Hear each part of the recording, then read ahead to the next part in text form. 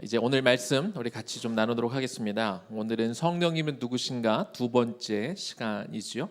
성령의 충만함이란 그런 제목을 가지고 우리 말씀을 좀 나누도록 하겠습니다.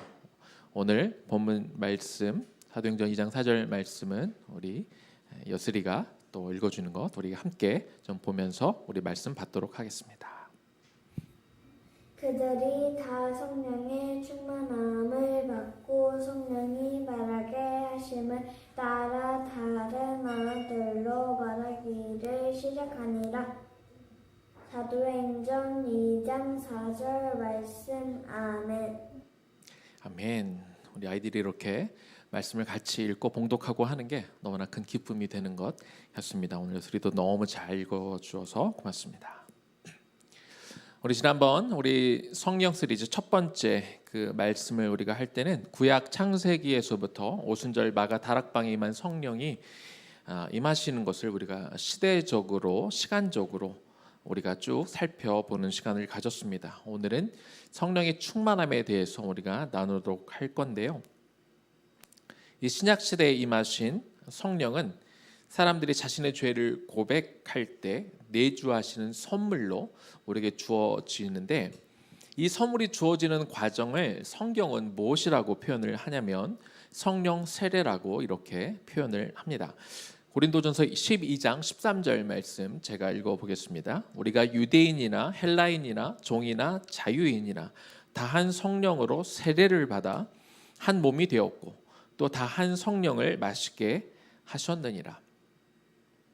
이제 유대인뿐만 아니라 이방인들도 예수 그리스도를 나의 구세주로 영접하고 내가 죄인인 것을 인정하게 될 때 다 한 성령으로 세례를 받는다, 이렇게 성경은 기록하고 있습니다. 어떤 분들은 성령 세례에 대해서 성령 세례는 자주 받고 여러 번 받으면 되고 어떤 특별한 현상으로 설명하시는 분들도 있기는 하지만 제가 보기엔 이 성경에 따를 때 우리가 예수 그리스도를 영접할 때 신약 시대 성도들은 성령 세례를 받는 것, 내주하시는 성령을 받는 것을 성령 세례로 표현한다고 저는 볼 수 있을 것 같습니다. 특별히 이 성령으로 세례를 받아라고 기록되어진 거는요, 헬라어는 문법이 굉장히 중요하고 시제가 굉장히 중요한 의미를 담아두고 있는데 과거형으로 기록이 되어 있습니다. 과거형으로 기록이 됐다는 것은 딱 일회적인 사건을 이야기합니다. 그래서 우리가 성령을 받을 때 성령 세례를 일회적으로 받는다는 것을 보여주는 것이죠. 이처럼 우리가 예수 그리스도를 믿어 성령 세례를 받는 건 일회적인 사건이지만, 그러나 오늘의 주제가 되는 성령 충만은 한 번에 끝나는 것이 아닙니다. 에베소서 5장 18절 말씀 제가 읽어보겠습니다. 술 취하지 말라, 이는 방탕한 것이니 오직 성령으로 충만함을 받으라.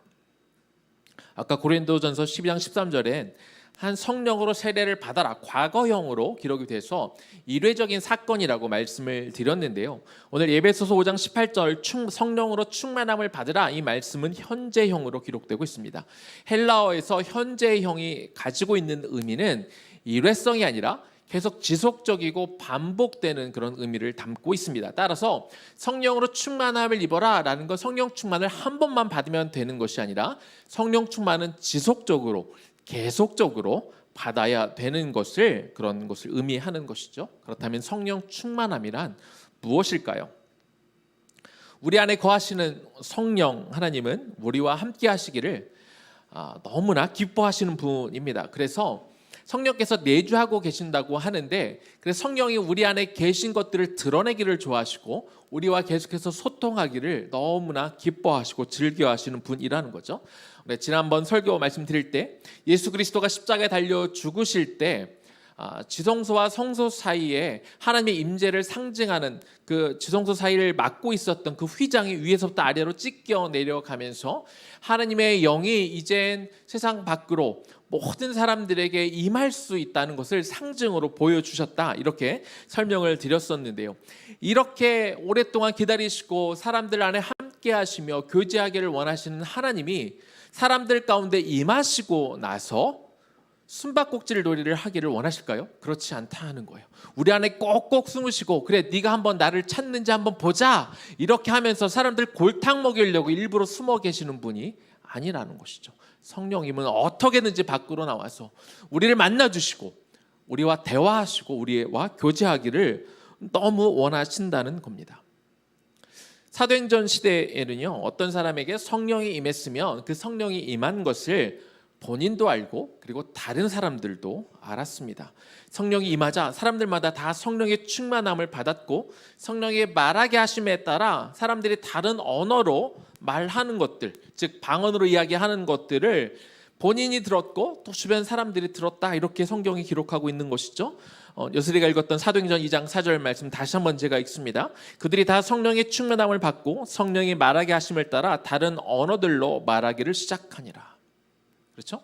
이렇게 성령이 충만해서 그가 성령의 어떤 언어들을 이야기하는 것을 다른 사람들이 보고 아, 저 사람은 성령이 충만하구나 하는 것들을 다른 사람들도 볼 수 있었다는 것이죠. 구약 시대에는 어땠을까요? 우리가 잘 아는 요셉은 보디발의 집에 노예로 억울하게 팔려갔습니다. 그것도 형제들에 의해서 팔려가는 비참한 상황에 놓여져 있었죠. 그런데 성경 어디를 봐도 요셉이 그 시기를 너무나 힘들게 보냈다 기록되어 있지 않고 그는 그런 환경 속에서도 최선을 다해 보디발의 집에서 일을 하기 시작합니다. 여러분 이게 어떻게 가능했겠습니까? 창세기 39장 2절 말씀입니다. 여호와께서 요셉과 함께 하심으로 그가 형통한 자가 되어 그의 주인 애굽 사람의 집에 있으니 요셉은요 여호와 하나님이 자신과 함께하고 있음을 그는 알고 있었어요. 비록 그가 형제들의 손에 의해서 노예로 팔려갔지만 그 모든 순간에 여호와 하나님이 자신과 함께 있음을 알고 있어서 나는 여전히 형통한 자라 이것을 그가 알고 있었다는 것이죠. 여호와 하나님이 자신과 함께 있다는 것을 알지 못했다면 그가 제정신으로 살 수 있었겠어요? 다른 사람도 아니라 그 형제에 의해서 노예로 팔려갔으면 아마 제정신으로 살아갈 수 있는 사람은 거의 없었겠지만 그러나 그 순간에도 여호와께서 자신과 함께 있음을 그가 알고 있었기 때문에 나는 여전히 형통한 자라 그렇게 믿고 있었다는 겁니다. 그런데 요셉만 스스로 그렇게 알고 있었던 게 아니더라고요. 창세기 39장 3절 말씀입니다. 그의 주인이 여호와께서 그와 함께 하심을 보며 또 여호와께서 그의 범사에 형통하게 하심을 보았더라. 요셉만 알고 있었다고 이야기하는가요? 아니죠. 그의 주인 보디발도 여호와께서 요셉과 함께 하심을 보았다.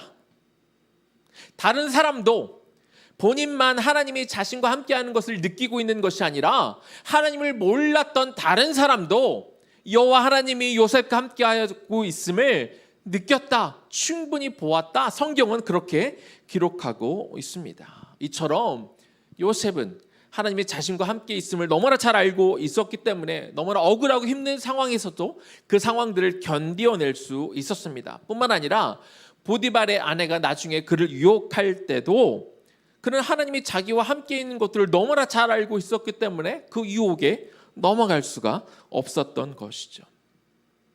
자, 그러면 성령의 충만함이란 무엇이겠습니까? 성령의 충만함은 하나님이 나와 함께 하고 계심을 내가 아는 거예요.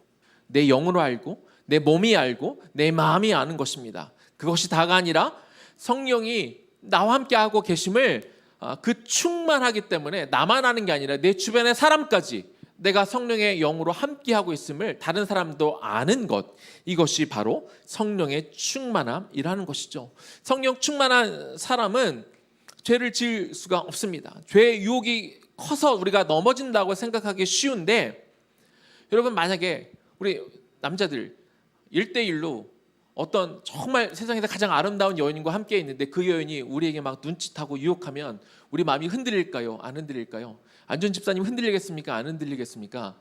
1대1로 있을 때 고개를 살짝 끄덕였어요. 아내의 눈치를 보면서 살짝 끄덕였습니다. 마음이 유혹을 뭐 다 넘어간다는 게 아니라 마음은 잠깐 흔들릴 수 있겠죠. 그런데 아내가 옆에 있어요.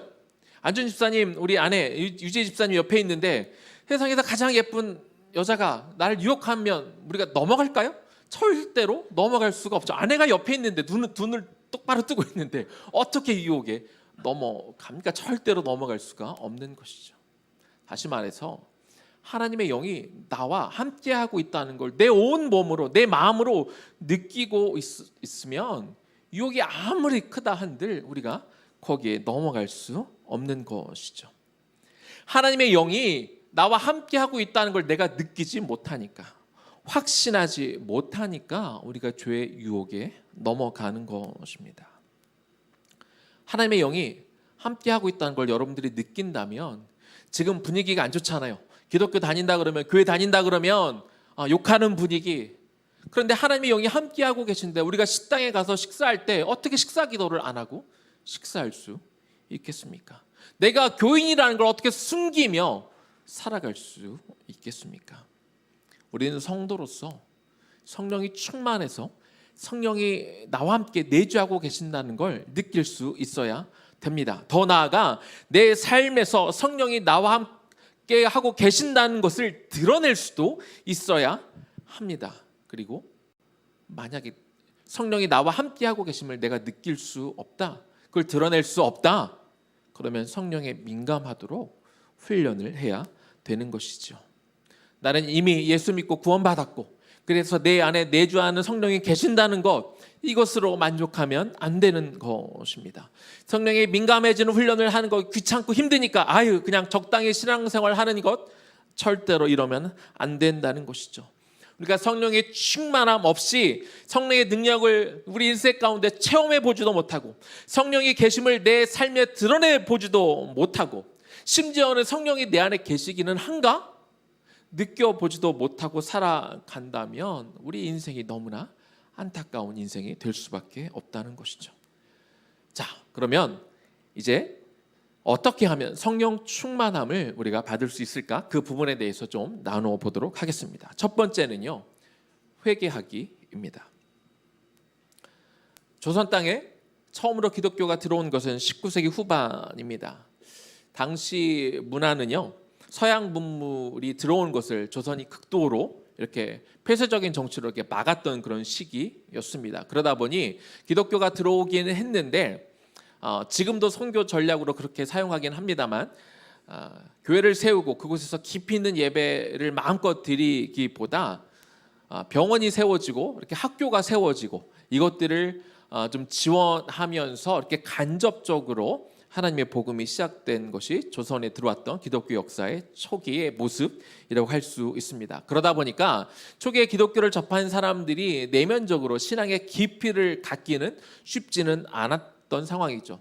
그런데 거기에다가 이 조선이라는 나라가 일제에 의해서 나라가 먹힐 상황이고, 그리고 신사참배를 하면서 이 다른 종교를 억압하던 그런 상황이었기 때문에 그저 단순히 어떤 의료나 교육적인 측면에서 신앙으로 이렇게 접할 수 있는 그 정도의 신앙 가지고는 나중에 신앙 말살 정책이 펴졌을 때 신앙을 지키기는 너무나 어려운 환경이었던 것입니다.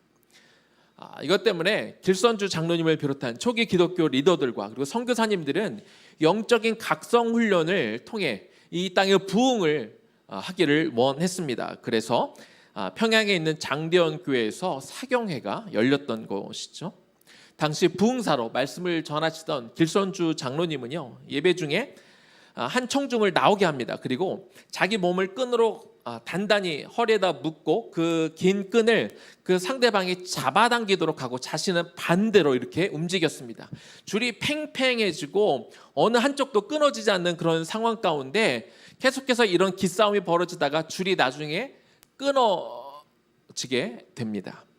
이런 상황을 장로님이 뭐라고 설명하시면서, 이처럼 사단은 우리를 죄로 이렇게 꽁꽁 묶고 있고 우리가 이 죄에서 벗어나기는 너무나 어렵다, 이렇게 설명을 하셨습니다. 그러면서 이것이 죄에 묶여 있는 우리의 모습이라고 말씀하시고는 자기의 죄부터 고백하기 시작했는데, 자신이 얼마나 선교사님을 질투했고 미워했는지 그 죄를 고백하면서 교회 바닥에 부르시면서 눈물을 흘리시면서 대성통곡을 하기 시작했습니다. 이 회개를 시작으로 성령의 불이 장대현 교회에 임하기 시작한 것이죠. 성령의 불이 임하기 시작하니까 이제 장로님을 따라 성도들이 나와서 자신의 죄를 고백하기 시작했습니다. 자기가 첩을 둔 일, 가족들에게 폭력을 행사한 일, 사람들을 속여 사기친 일, 심지어 선교사님의 돈을 훔쳐간 일, 이런 자신의 죄를 사람들이 나와서 고백하기 시작하자 사람들에게 회개의 영이 임하고 성령이 임하기 시작했습니다. 그리고 이 회개는 이 회개로만 끝나지 않고 자기가 실제로 피해를 준 사람들을 찾아가게 되고 용서를 구하게 되고 또 손해를 배상하는 그런 운동까지 일어나게 되었다고 합니다. 심지어는요, 이 장대현 교회에 오면 사람들이 계속해서 죄의 고백을 하고 회개를 하고 자신의 잘못을 인정하니까 순사가 이렇게 예배당에 와서 사람들이 죄를 고백하면 이 현행범으로 해서 이렇게 그 사람들을 잡아가는 일이 벌어졌는데, 그럼에도 불구하고 사람들의 자신의 죄를 회개하는 것을 멈추지 않았다고 합니다. 우리 지난번에도 읽었던 사도행전 2장 38절 말씀입니다. 베드로가 이르되 너희가 회개하여 각각 예수 그리스도의 이름으로 세례를 받고 죄 사함을 받으라. 그리하면 성령의 선물을 받으리니. 우리가 처음 회개해서 그리스도를 영접하고 나면요, 성령이 우리에게 오시지만 그런데 그것으로 끝내면 안 됩니다. 우리는 이후로도 성령님이 내 안에 충만하게 계셔서 나와 계속해서 소통하고 교제하시도록 나를 살펴 내 안에 어떤 죄가 있는지 찾아내는 작업을 계속해야 됩니다. 다윗은 자신의 죄를 회개함으로 자신이 눈보다 더 희게 되기를 소망했죠. 죄가 남아있을 때 주의 성령이 자신을 떠날 것을 두려워했기 때문입니다. 시편 51편 11절 말씀입니다. 나를 주 앞에서 쫓아내지 마시며 주의 성령을 내게서 거두지 마소서. 이렇게 고백했던 다윗은 심지어 이렇게까지 고백합니다. 시편 139편 23절과 24절 말씀입니다. 하나님이여 나를 살피사 내 마음을 아시며 나를 시험하사 내 뜻을 아옵소서. 내게 무슨 악한 행위가 있나 보시고 나를 영원한 길로 인도하소서. 우리 안에 남아있는 회개하지 않은 그 죄들을 이 죄들이 남아있게 되면 성령과 우리 사이에 막힌 담이 되어 우리가 성령에 민감하지 못하게 된 것을 우리는 알아야 됩니다. 그래서 우리는 회개함을 통해 이 막힌 것들이 무너지도록 우리는 계속해서 기도하고 회개하기를 멈추지 않아야 되는 것이죠. 여러분, 예전 수련회 때 가서 하던 것들 여러분 기억나십니까? 첫 시간이면 항상 우리가 설교를 듣고 회개하고 막 눈물을 흘리는 시간 갖지 않았습니까? 그 당시 왜 이렇게 회개만 하면 이렇게 눈물이 쏟아지고 이렇게 펑펑 울었을까요? 지금 생각해 보면 쌓인 죄가 많아서 그랬던 것 같아요. 평소에 회개하지 않고 몇 개월치를 한꺼번에 몰아서 이 쌓여있는 걸 하다 보니까 맨정신에 할 수 없는 거죠. 그러다 보니 펑펑 울고 회개하고 그리고 나서 몇 개월 까먹고 살다가 또 몇 개월 만에 여름 수련회 때 회개 기도하고 또 다음에 몇 개월 만에 또 겨울 수련회 가서 회개하고 이런 식으로 기도했던 기억이 납니다. 우리가 모아서 기도할 때 물론 그렇게라도 회개 기도해야겠죠. 그러면 좀 속도 좀 시원하고 우리 마음이 편할지는 모르겠지만 그러나 그렇게 해서는 우리가 영적으로 충만해질 수는 없다는 겁니다. 회개는 매일 해야 되는 것입니다. 왜냐하면 우리는 매일 죄를 짓고 살기 때문에 그렇습니다. 그리고 매일 짓는 죄를 우리가 그날 우리가 회개하고 우리가 털어내지 못하면 이것들이 쌓이고 마치 혈관이 막히듯이 하나님과 소통하는 길이 막히게 되어 우리가 영적으로 충만하지 못하게 된다는 것이죠. 두 번째입니다. 성령의 충만함은 어떻게 받습니까? 말씀 묵상을 통해 우리가 받게 됩니다. 많은 성도들이 주일 예배 설교 듣는 것으로 그렇게 한번 은혜 받고 넘어가려고 하는 경우들이 많이 있습니다. 그거면 충분하지 뭐 우리 더 많이 필요한가 이렇게 생각할 수 있게 되지요.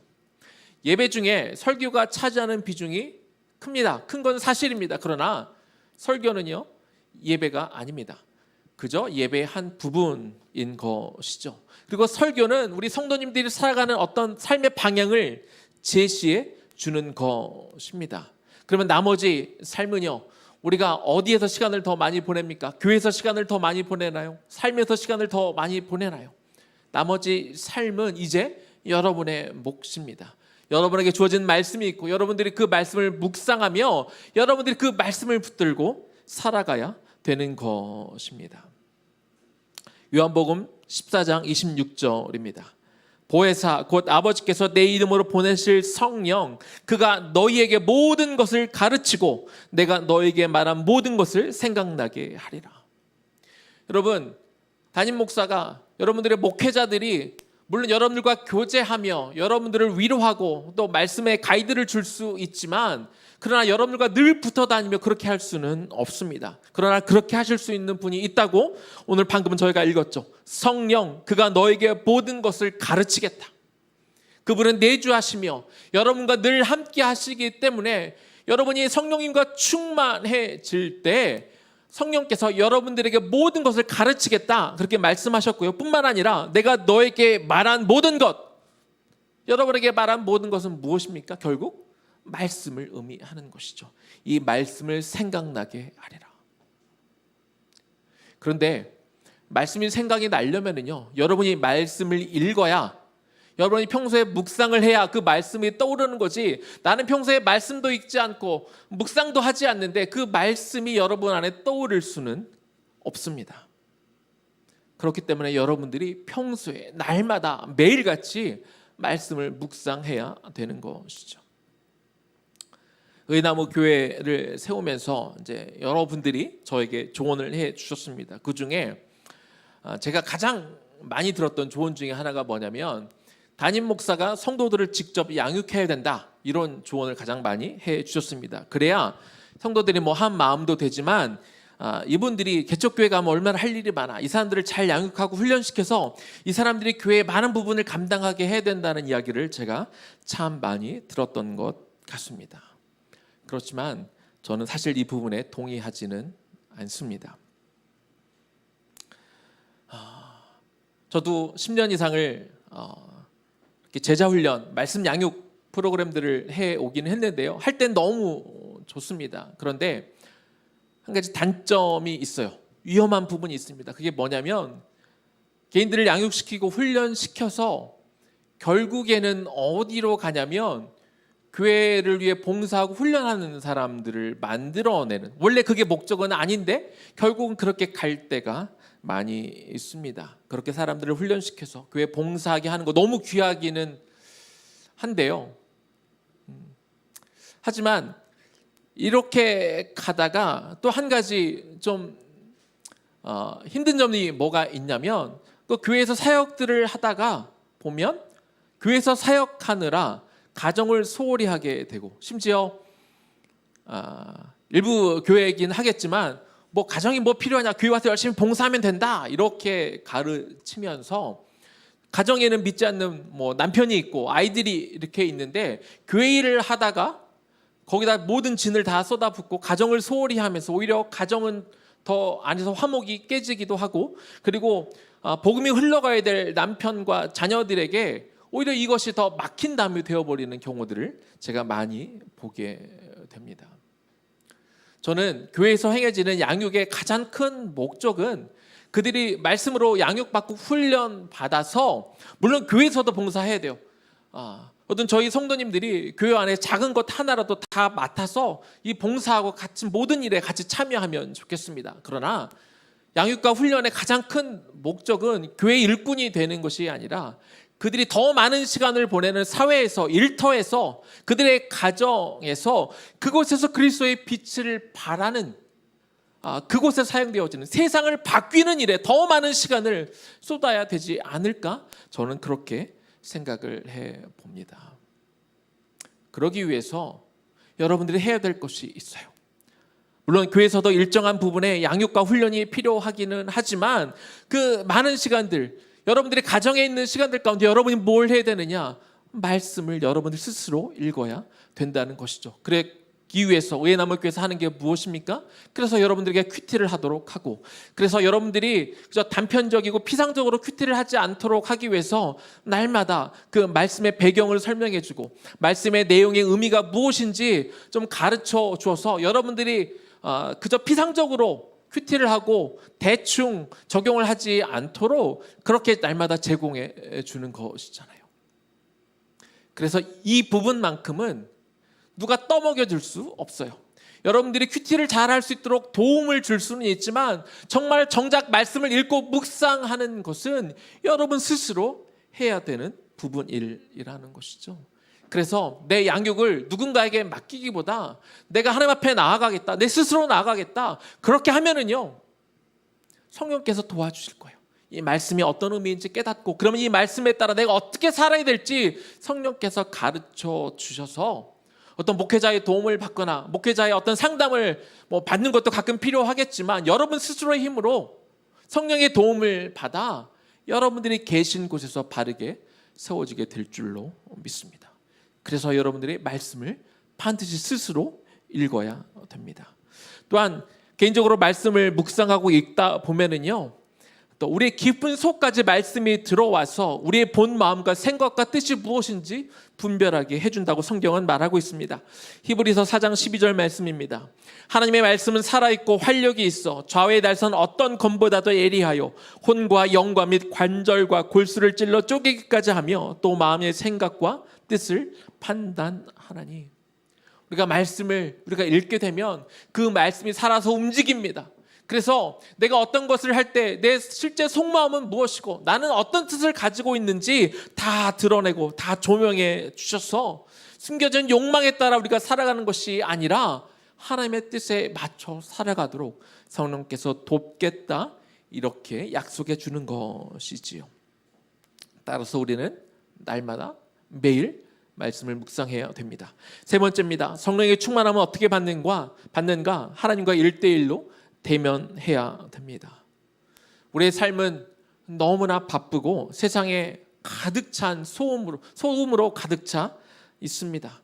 그러다 보니 우리는 너무나 바빠서, 너무나 분주해서 성령의 음성을 듣기가 쉽지 않지요. 따라서 우리는 복잡한 일상에서 우리는 벗어나야 됩니다. 시간을 내야 됩니다. 우리는 한적한 곳에 가야 됩니다. 그분이 말씀하신 것을 들을 만한 환경 속으로 나를 인도해 가야 되는 것이죠. 시편 62편 1절 앞부분에 이렇게 기록이 되어 있습니다. 나의 영혼이 잠잠히 하나님만 바라며. 우리 얼마 전에 우리 정혜 목사님이 시안 예배 때도 이런 얘기 해주셨죠. 워렌 버핏이라는 투자의 대가가 1년에 한 번씩 자기와 식사할 사람을 이렇게 모집해서 밥을 먹습니다. 그것을 하기 위해서, 그 사람과 식사하기 위해서는 엄청난 대가를 지불하고 밥을 먹어야 되는데 주어진 시간이 있어요. 그 주어진 시간에 어떻게 하면 가장 잘 보낼 수 있을까요? 내가 어떻게 성공해서 내가 당신과 밥을 먹게 됐습니다 라고 이야기하면 그 시간이 유익할까요? 아니죠. 1분 1초라도 아껴서 그 사람은 어떻게 투자의 귀재가 되었나, 그 사람의 노하우와 그 사람의 방법을 듣는 것이 그 사람에게 유익할 것입니다. 하물며 사람과의 관계 속에서 그렇다면 우리가 하나님과 만날 때 우리가 하나님과 어떻게 시간을 보내는 게 우리에게 유익할까요? 우리가 많은 말을 하는 것보다 하나님의 음성을 듣고자 하는 것이 우리에게 더 유익하지 않을까요? 이사야서 30장 15절입니다. 너희가 돌이켜 조용히 있어야 구원을 얻을 것이요 잠잠하고 신뢰하여야 힘을 얻을 것이거늘 너희가 원하지 아니하고. 우리는 마음이 너무 급해요. 눈앞에 있는 일들이 너무나 급하니까, 바쁘니까, 내가 인내심이 없으니까 자꾸 하나님 앞에 나와 자꾸 뭔가를 해달라고 말합니다. 하나님의 귀에 막 못이 박히도록 하나님을 설득하려고 하지요. 그러나 하나님은 어떤 하나님이십니까? 마태복음 6장 32절입니다. 너희 하늘 아버지께서 이 모든 것이 너에게 있어야 할 줄을 아시느니라. 하나님의 이미 우리가 무엇이 필요한지 다 알고 계신 분입니다. 따라서 하나님은 일방적으로 성도들에게 자신들이 무엇을 필요한지 듣기를 원하시는 것이 아니라 그 문제에 대해서 하나님이 말씀하고자 하는 것들을 전하고 싶고 우리가 듣기를 원하는 것이죠. 그럴 때 하나님은 우리에게 뭘 해주십니까? 예레미야 33장 3절입니다. 너는 내게 부르짖으라. 내가 너에게 응답하겠고 내가 알지 못하는 크고 은밀한 일을 너에게 보이리라. 우리가 답답하니까 힘드니까 하나님 앞에 나와 우리가 부르짖어야 됩니다. 그런데 계속 부르짖으라는 의미가 아니죠. 부르짖었으면 이제는 들어야 되는 것입니다. 성령께서는 이 일에 대하여 뭐라고 말씀하시는가, 성령님이 이 일에 대해 어떤 계획을 갖고 계실까 들어야 되는 것이죠. 예수님도 하나님과 1대1로 만나는 시간을 가졌습니다. 마태복음 14장 23절입니다. 무리를 보내신 후에 기도하러 따로 산에 올라가시니라. 저물매 거기 혼자 계시더니. 여러분, 진정한 능력은 어디에서 나올까요? 진정한 성령의 능력은 어디에서 나올까요? 우리가 무슨 방언을 하고 누군가를 고치고 엄청난 일이 벌어지는 것, 여기에서 큰 일이 나올까요? 여러분, 진정한 능력은요, 하나님과의 깊은 관계에서 나오는 게 될 줄로 믿습니다. 내가 원하는 기도 많이 했다고 성령의 충만함이 유지되는 것이 아닙니다. 우리가 설교 듣고 은혜 받았다고 내용이 계속해서 충만해지는 것 아닙니다. 내가 단기 선교 여러 번 다녀왔다고 성령의 능력이 나에게 늘 머물러 있는 것이 아니라는 것이죠. 하나님과의 1:1 관계가 셋업되지 않고 내가 정기적으로 하나님 앞에 나오지 않을 때, 하나님 임재 속에 내가 머물지 않으면 우리 안은 비워지는 거예요. 우리 안에 채워짐이 없기 때문에, 그래서 우리가 다시 SNS로 돌아가거나 드라마로 돌아가거나 세상 사람들로 우리가 만족을 채우려 하게 되는 것입니다. 하나님 앞에 고요히 앉는 시간을 여러분 만들어야 돼요. 어떻게든 그 시간을 내야 됩니다. 하나님의 임재 앞에 나와 고요히 머무르는 시간을 통하여 하나님과 소통하고 대화하는 시간을 만들어내기를 주의 이름으로 축복합니다. 마지막입니다. 성령의 충만함은 어떻게 받는가? 네 번째는요, 성령께 순종하기입니다. 1904년 웨일즈 부흥을 이끌었던 이반 로버츠라는 사람이 한 이야기가 있어요. 성령께서 당신에게 하라고 감동하시는 것을 즉각적이고 절대적으로 그리고 무조건적으로 순종해라, 이렇게 권했습니다.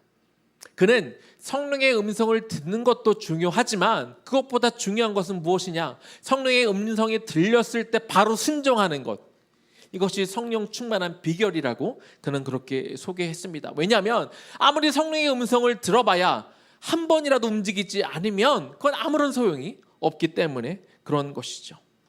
성령이 충만한 베드로가 담대하게 예수님에 대해서 증거했을 때 5,000명이 회심하고 죽게 돌아왔습니다. 그러자 예루살렘에 모여있던 관원과 장로와 서기관들이 베드로를 부릅니다. 사도행전 4장 18절입니다. 그들을 불러 경고하여 도무지 예수의 이름으로 말하지도 말고 가르치지도 말라 하니, 이렇게 위협하죠. 한때 예수님이 붙잡혀 가실 때 예수님을 저주하고 예수님을 떠났던 베드로, 성령이 충만하자 이렇게 바뀝니다. 사도행전 4장 20절입니다. 우리는 보고 들은 것을 말하지 아니할 수 없다 하니. 성령의 충만함을 받은 사람은요, 순종하게 되어 있습니다. 우리가 성령의 음성을 아무리 들어도 내가 순종할 생각이 없다면, 내가 순종하지 않는다면 그것은 아무런 소용이 없습니다. 가나안 땅에 들어가라, 네가 들어가기만 하면, 네가 발걸음을 내딛기만 하면 내가 저 성들을 무너뜨릴 것이다. 내가 저 적들을 무너뜨리고 저 산지를 내가 너에게 줄 것이다. 그 음성을 들으면 뭐합니까? 내가 실제로 그 땅을 향해 나아가지 않으면, 내가 하나님의 음성을 듣고 순종하지 않으면 우리 삶 가운데 아무런 일도 일어나지 못하는 것 아니겠습니까? 발을 떼봐야 돼요. 하나님의 음성을 듣겠다고 기도할 때 여러분, 하나님 말씀해 주세요, 그렇게만 기도하지 말고 주님 말씀해 주세요, 내가 순종하겠나이다, 이렇게 기도해 봅시다. 이렇게 순종하며 나아갈 때 성령께서 역사하시고 내 안에 움직이시고 내 삶이 바뀌게 될 줄로 믿습니다. 오늘 말씀을 정리하도록 하겠습니다. 성령의 충만함이란 내 안에 계신 성령님을 내가 먼저는 느끼는 것이고, 뿐만 아니라 성령의 충만함을 다른 사람도 또한 느끼는 것, 이것이 성령 충만함입니다. 성령을 받는 것도 중요하고 또 성령이 충만한 상태가 되는 것도 중요하는데, 성령 충만함을 유지하는 것이 중요합니다. 성령 충만을 받으라, 이거는 한 번 받아서 되는 것이 아니라 계속해서 받아야 됨을 말한다고 말씀을 드렸습니다. 그러기 위해서 첫 번째, 매일 회개함을 통해 성령과 내 안에 막혀있는 모든 것들을 제하여야 됩니다.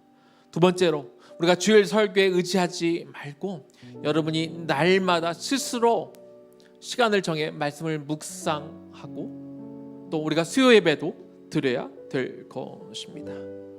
그때 하나님께서 그 어떤 유명한 설교자의 말씀보다 더 강력하게 여러분 스스로 묵상할 때 임하시고 여러분을 깨닫게 해주실 것입니다.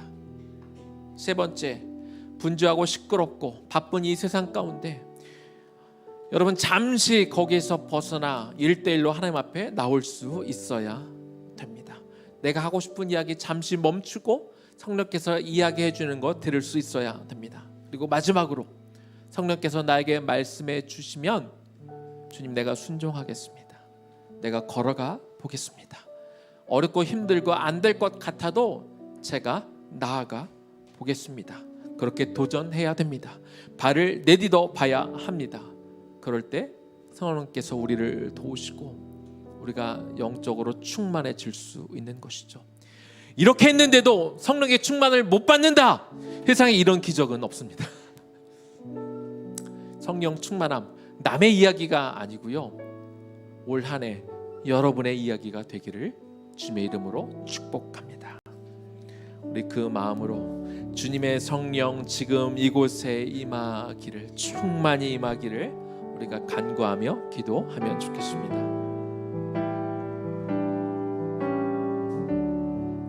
주님의 성령, 주님의 성령, 지금 이곳에 임하소서. 주님의 성령, 지금 이곳에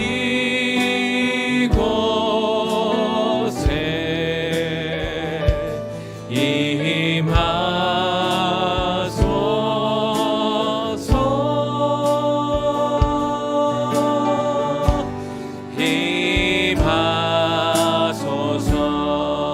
할렐루야,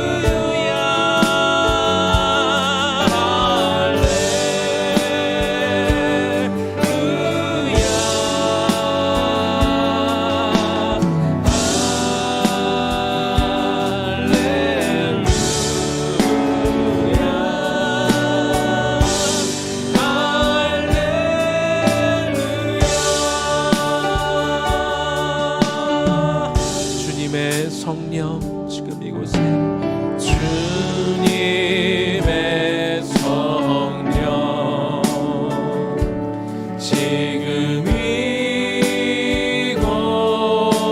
이곳에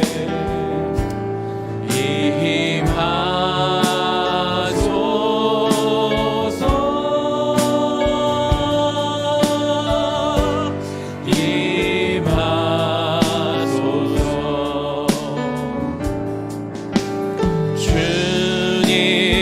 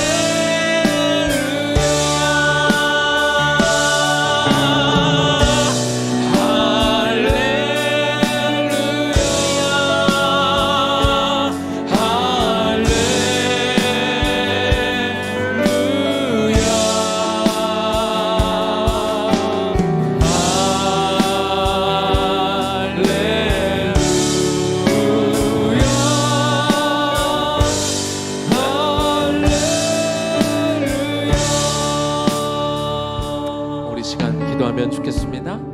여러분 손을 좀 내밀어 성령님 이 시간 나에게 임하옵소서. 우리 정 목사님 좀 찬양을 불러주실 때 성령님을 초청하고, 이미 여러분 안에 계시지만 여러분 안에 계신 성령님을 초청하고, 주님 내가 주님을 만나길 원하고 주님과 소통하기를 원합니다. 하나님 내 죄가 눈보다 희기를 원하고, 하나님 이 막힌 담이 무너졌을 때 내가 주님과 끊임없이 내가 소통하고 만나기를 원합니다. 그러기 위해서 날마다 내가 주님의 말씀을 내가 묵상하는 자가 되겠습니다.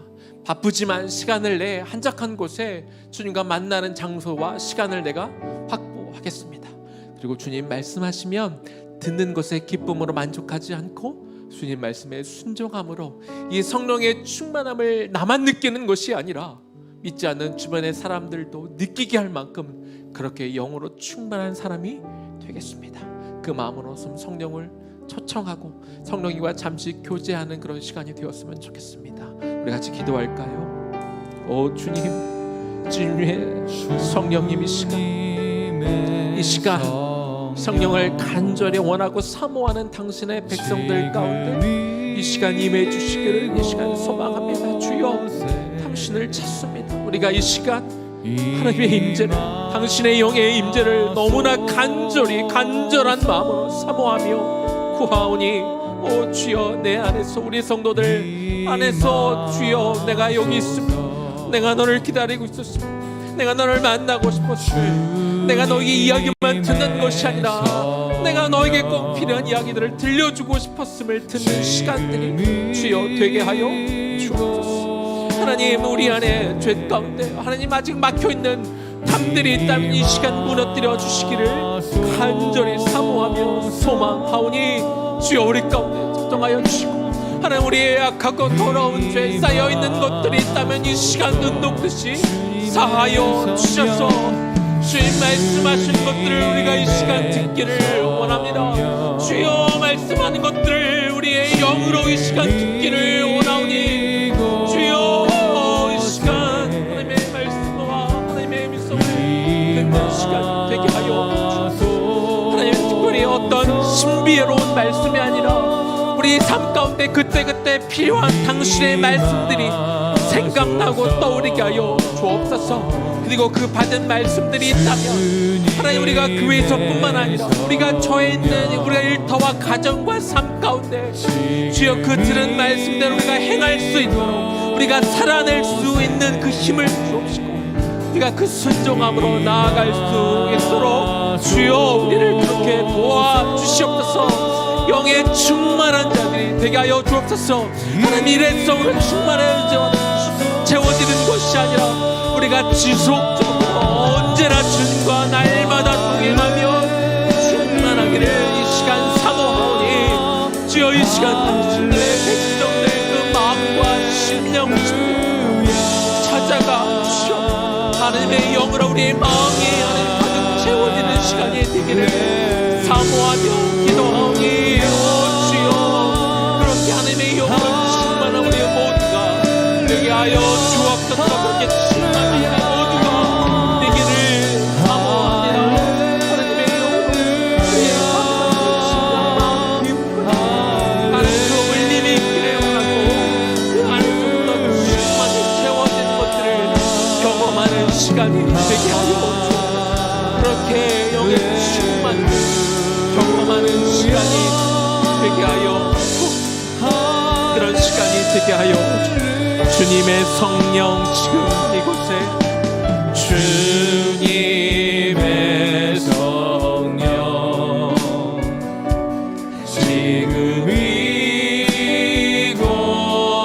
이곳에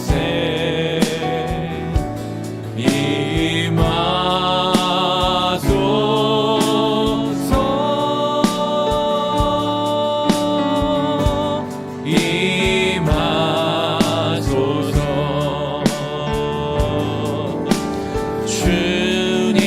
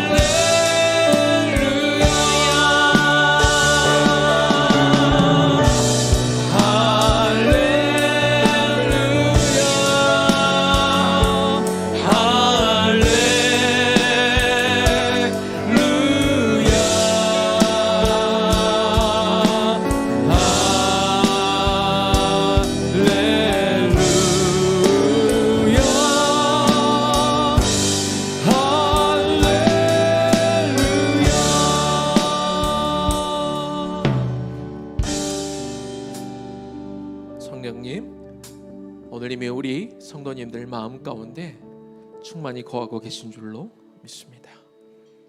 우리 아이들의 심령에도 이미 임하여 계신 줄로 믿습니다.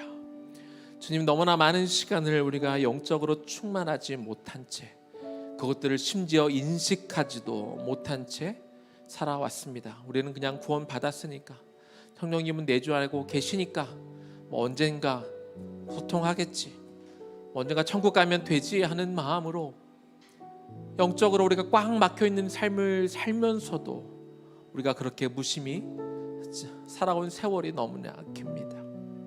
주님, 이제 영적으로 충만한 삶을 살기를 원합니다. 날마다 이 죄의 문제를 놓고 하나님 앞에 씨름하며 죄에서 자유로운 삶을 살게 하옵소서. 그래서 그 막혀진 담이, 뚫려진 그 담 사이 가운데 우리가 주님 앞에 찾아가 주님이 말씀하시는 것 듣게 하여 주옵소서. 날마다 말씀을 읽고 묵상하고 상고하게 하여 주옵소서. 그래서 성령께서 직접 나에게 말씀하시는 그 음성들, 때에 따라 필요한 말씀들을 다 생각나게 하시겠다, 주님 그렇게 약속하여 주시지 않았습니까? 그 성령의 사람이 내가 되게 하여 주셔서 하나님의 말씀으로 삶을 이겨내게 하여 주옵시고, 어렵고 힘든 이 길, 그리고 또한 성령께서 말씀해 주실 때 주여 내가 순종하겠나이다, 내가 저 산지를 향해 걸어가겠나이다, 내가 이 요단강을 건너겠나이다, 주여 저 헤브론 산지라도 나에게 주옵소서. 그렇게 달려갈 때 성령의 놀라운 역사가 특정한 사람에게 임하는 것이 아니라 오늘 나에게도 임하게 될 줄로 믿습니다. 그리고 우리의 자녀 세대에게도 임하게 될 줄로 믿습니다. 그렇게 충만한 그런 삶을 살아가는 우리 모두가 되게 하여 주옵소서. 이제는 우리 주 예수 그리스도의